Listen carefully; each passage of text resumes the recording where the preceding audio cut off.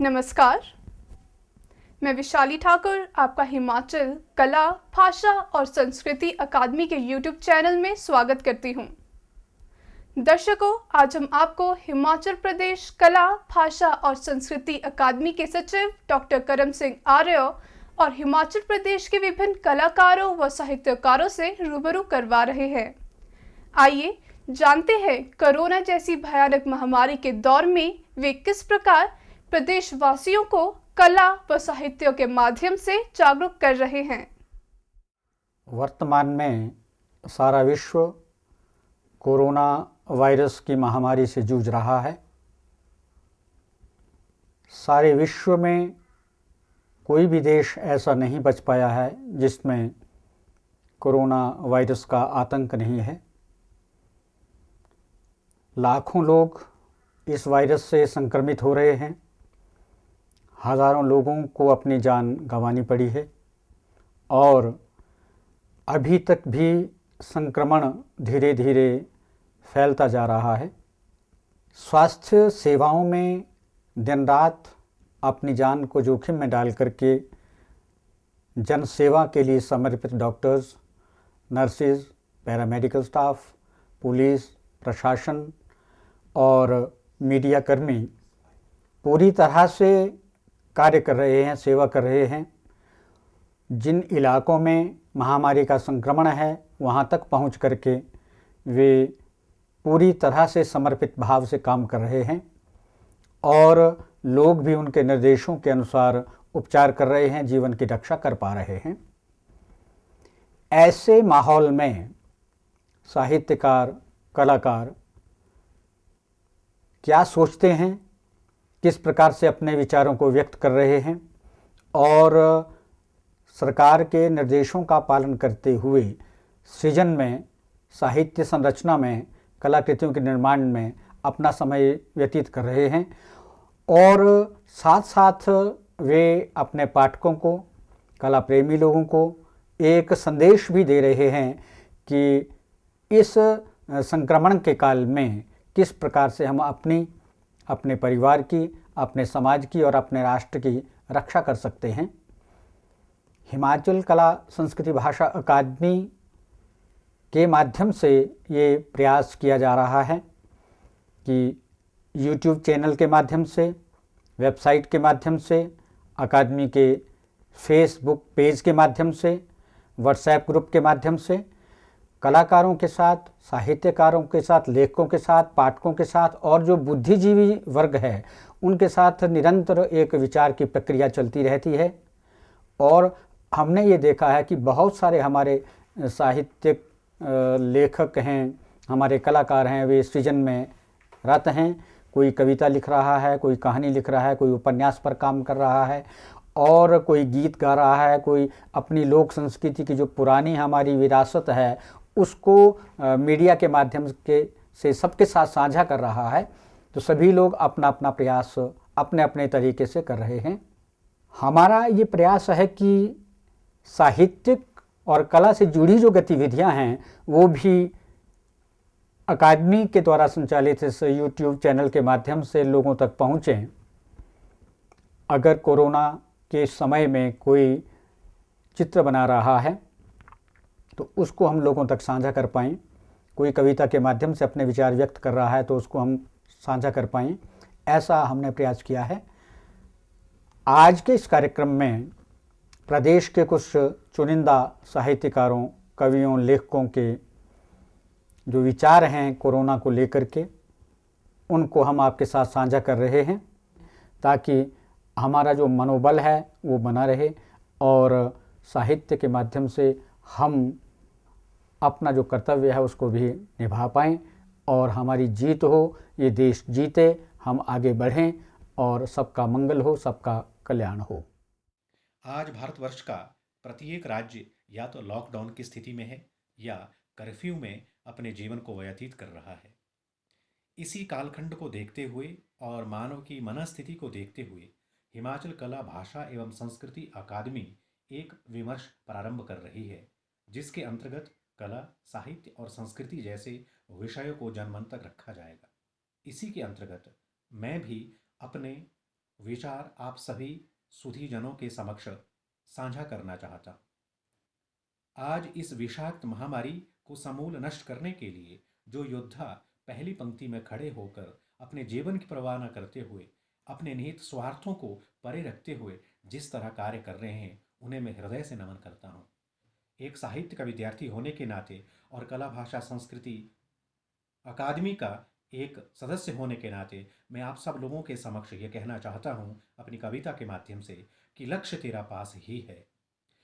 दृढ़ चरण धर तू बढ़ा चल, लक्ष्य तेरा पास ही है। साधना तेरी निरंतर परम पावन ज्योति बनकर है प्रकाशित कर रही शतकोटि भावुक तरुण अंतर।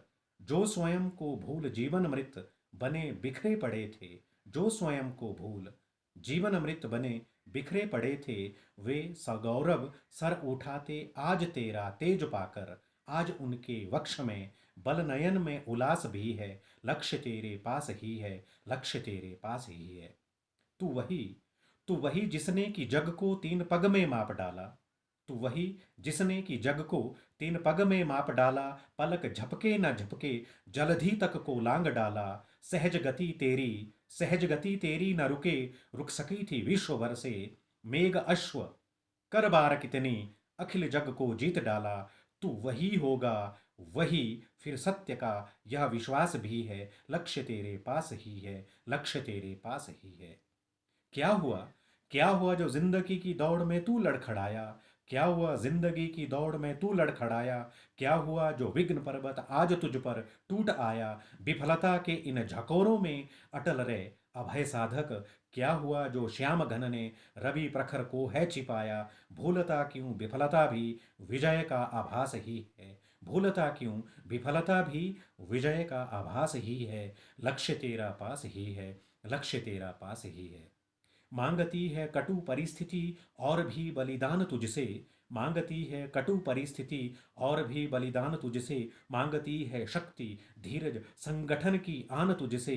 शपथ जो तू डगमगाया, हो रही तेरी परीक्षा है अपेक्षित सुदृढ़ साहसमय शहीदी शान तुझसे। विपदा बांध तोड़ बढ़ने का तुझे अभ्यास ही है। लक्ष्य तेरा पास ही है, लक्ष्य तेरा पास ही है। फिर उठी गूंज उड़ेगी जय ध्वनि गगनवेदी। फिर उठी गूंज उड़ेगी जय ध्वनि गगनवेदी। फिर उड़ेगी तब पताका कर अलंकृत विश्ववेदी। जग बनेगा आर्य फिर से, स्वप्न तेरे सत्य होंगे। भीत भव को अभय देता गान होगा सामवेदी। विश्व के कल्याण पथ में चरम विकास ही है। लक्ष्य तेरे पास ही है, लक्ष्य तेरे पास ही है, लक्ष्य तेरे पास ही है, लक्ष्य तेरे पास ही है। मुझे लगता है कि लेखक साथियों की जो सीटिंग कैपेसिटी है वो बहुत होती है। इस लॉकडाउन के दौर में सभी लेखकों ने इसका भरपूर फ़ायदा उठाया होगा और उठा रहे होंगे, क्योंकि मैं जानता हूँ कि इस संकट के दौर में हमें खुद को रचनात्मक बनाए रखना ज़रूरी है, क्योंकि हमारी रचनात्मकता हमें इस अवसाद भरे माहौल से ज़रूर निकालती है, ये मैं मानता हूँ। मैंने भी शुरू में तो मेरा भी मन कुछ लिखने पढ़ने को नहीं किया, लेकिन धीरे धीरे अपने आप को एडजस्ट किया और पढ़ने का मन बना। लिखा बहुत कुछ नहीं, लेकिन पढ़ने का मन बना। मैंने सबसे पहले एक बार फिर से भीष्म साहनी द्वारा अनुदित चिंगिज़ आइतमातोब का लघु उपन्यास पहला अध्यापक पढ़ा, बहुत मज़ा आया।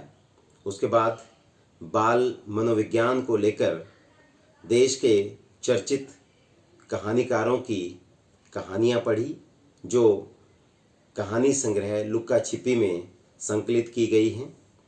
अब बाल मनोविज्ञान पे बात चली है तो मैं आपको कह देना चाहता हूँ, बच्चों को भी ये कहना चाहता हूँ कि बच्चों, इस लॉकडाउन के समय में आप में जो प्रतिभाएं हैं उन पे आप काम करें, उनको निखारें। साथ ही जो अब ऑनलाइन शिक्षा भी है, ऑनलाइन जो हम पढ़ने की सामग्री ग्रहण कर रहे हैं उसमें भी अपना मन लगाएं, क्योंकि अब जो तरीका है पढ़ने का इस समय में वो यही सेफ एक तरीका है। सारा देश आज वैश्विक संकट के दौर से गुजर रहा है। संकट की इस घड़ी का डटकर सामना करना और विजय प्राप्त करना यही हमारा लक्ष्य है। हार तब होती है जब मान ली जाती है, लेकिन जीत तब होती है जब ठान ली जाती है। ये समय आत्मचिंतन एवं कायांतरण का है। प्रकृति अपने घावों को भर रही है। हमें प्रकृति से नाता जोड़ना है, जीवन को पुनर्व्यवस्थित करना है, कम से कम संसाधनों के साथ जीवन यापन करना सीखना है। मैं अपने जीवन से संतुष्ट हूँ, ऐसा भाव हमारे मन में आना चाहिए। अपना आत्मबल बनाए रखना है। हमें अपने परिवार से जुड़ने का ये सबक मिल रहा है। निस्वार्थ भाव से कर्म करना और सकारात्मक सोच, यही इस परिस्थिति में मूल मंत्र है। आप जानते हैं आज पूरा विश्व कोरोना नाम की महामारी से ग्रसित है। हमारा देश भी इससे अछूता नहीं रहा और ये अदृश्य बीमारी पूरे विश्व पर छाई हुई है। धीरे धीरे पूरे देश में जो एक व्याधि तेज़ी से फैली थी वो कम होती जा रही है और पूरी उम्मीद है कि बहुत जल्द इस पर काबू पा लिया जाएगा और हम पहले की तरह एक दूसरे से मिल पाएंगे और जो एक जीवन हम व्यतीत करते थे अपना, एक स्वतंत्र जीवन, एक दूसरे के आने जाने का, एक दूसरे से मिलने का, वो पुनः हम जिएंगे और बहुत जल्दी ये सारा जीवन सामान्य हो जाएगा और पहले की तरह हम और हमारा देश तरक्की करेगा। इस ब्रह्मांड को संचालित करने वाली कोई दिव्य शक्ति है, लेकिन आज हमारे सामने कोरोना वायरस नाम की एक शैतानी शक्ति भी आकर के खड़ी हो गई है, जिसने सारी दुनिया को लकवा मार दिया। समय एकदम ठहर ही गया है। ऐसी स्थिति में वस्तुतः मनुष्य अपनी शक्तियों के द्वारा कुछ नया, कुछ अच्छा, कुछ सार्थक करने का प्रयत्न करता है। लेकिन यह भी सच है कि आज मनुष्य अपने आप को प्रकृति के सामने एकदम बौना महसूस करता है। परंतु चिंतन का यह गंभीर समय लेखक के लिए ठगे से ठाड़े रहने का नहीं, अपितु उसको सार्थक रूप देने का है। इस थोड़े से समय में मैंने समाज की बेबसी पर 4 कहानियाँ लिखी हैं, एक संस्मरण लिखा है और 2 पुस्तकों की समीक्षा भी की है तथा पोंग डैम विस्थापितों की पीड़ा पर अधूरा पड़ा उपन्यास पूरा करने का प्रयत्न भी हो रहा है। नमन करना चाहूँगी हमारे देश के इस वैश्विक महामारी के युद्ध के पुरोधाओं को, जो कि फ्रंट लाइन पर खड़े इस महामारी से जूझ रहे हैं। हम हिमाचल वासी तो हमेशा से ही नियम और कानून को मानने वाले, कानून की अनुपालना करने वाले जाने जाते हैं और यही हमारी पहचान है। हम अपनी संस्कृति, अपनी धरोहर को बचाने के लिए हमेशा से प्रयत्नशील रहे हैं। तो प्रस्तुत है कविता हम पहाड़ के लोग। हम पहाड़ के लोग, हम पहाड़ के लोग कहाँ होते हैं घुमंतु। हम पहाड़ के लोग कहाँ होते हैं घुमंतु। बस खुश रहते हैं, अपने अपने क्षितिज में घूमते हैं धूप के संग। हम पहाड़ के लोग कहाँ होते हैं घुमंतु, बस खुश रहते हैं, अपने अपने क्षितिज में घूमते हैं धूप के संग। कर्मठ हाथ तय करते हैं वक्त, कर्मठ हाथ तय करते हैं वक्त, खेत में भी धूप के संग, फुर्सत में बैठ आंगन में, बस खिसकते हैं कोने से कोना धूप के संग। हम पहाड़ के लोग कहाँ होते हैं घुमंतु। पुरातन संस्कृति में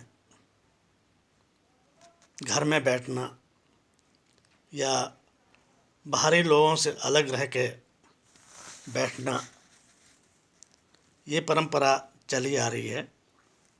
विशेष करके हिमाचल प्रदेश की लोक संस्कृति में घर में आइसोलेट होने की परंपरा बहुत पुरानी है। हमारे यहाँ जब बच्चा होता था और आज भी होता है, तो उसे परिवार वालों के अतिरिक्त किसी से छूने नहीं देते, ना ही बाहरी लोगों का उससे संपर्क रखा जाता है। जिस परिवार में जन्म लेता है वो परिवार बाहर के लोगों से स्पर्श भी नहीं करते और ना ही बाहर के लोग उसके घर आते हैं।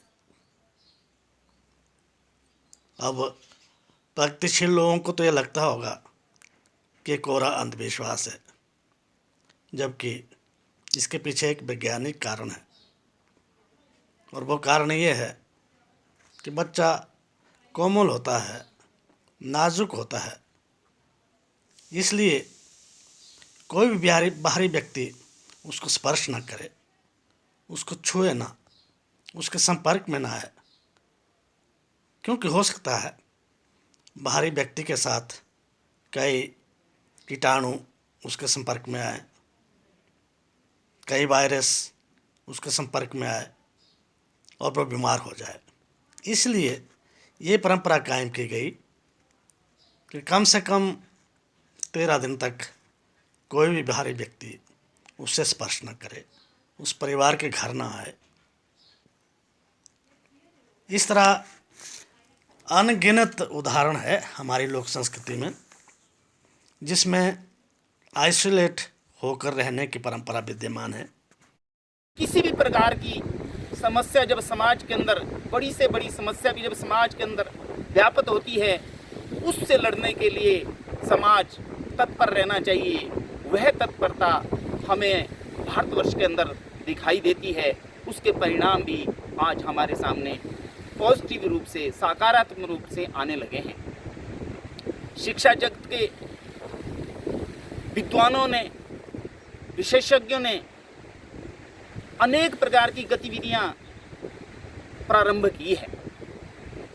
घर बैठे बैठे वर्तमान तकनीकी का प्रयोग करना, उसके द्वारा लेखन, उसके द्वारा चिंतन, ये भी अब बड़े व्यापक तौर पर दिखाई देने लगा है। बच्चों के लिए घर बैठे शिक्षा क्लासेस प्रारंभ करना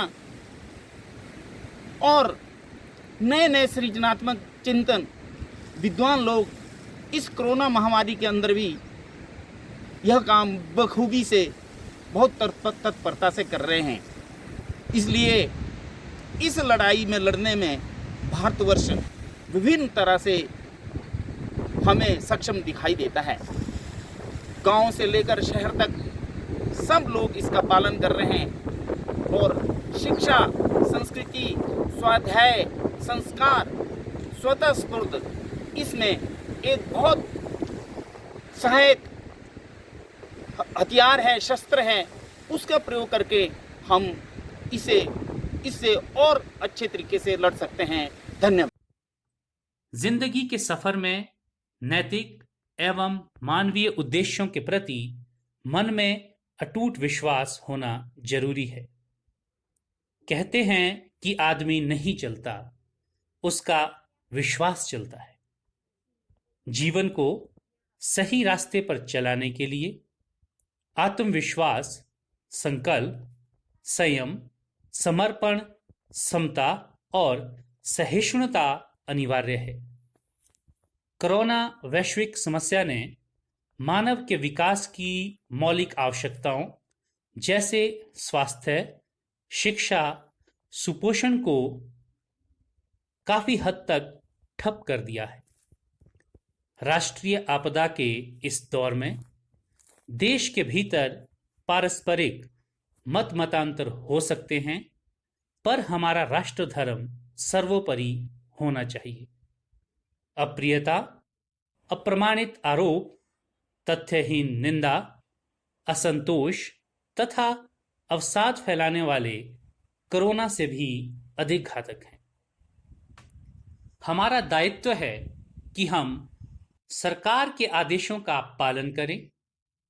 इन आदेशों के विपरीत किसी अफवाह, भ्रम और टिप्पणी की पूर्णता उपेक्षा करें। अपने और आने वाली पीढ़ियों के उज्जवल भविष्य के लिए वर्तमान समय को संभालने और सुधारने की आवश्यकता है। सामाजिक सरोकार, स्वरक्षा और सर्वरक्षा को एक समझकर ही कोरोना संकट से लड़ा जा सकता है। कोरोना काल ने वास्तव में हमें एक अवसर प्रदान किया है कि जब हम भारतवासी अपनी राष्ट्रीय श्रेष्ठता का बोध पूरी दुनिया को करा सकते हैं।